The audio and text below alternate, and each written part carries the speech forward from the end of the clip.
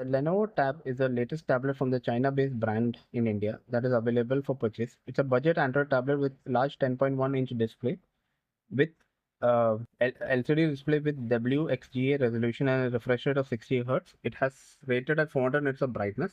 It has thick bezels with a 5 megapixel front-facing camera and landscape orientation.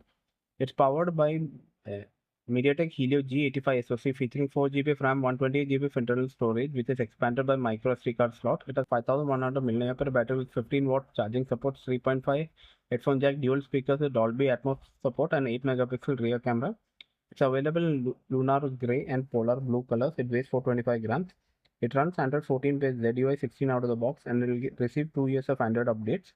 It's already out. It's already back in the market because Android 16 has come out on Samsung phones and they're giving Android 14. So there is no update virtually.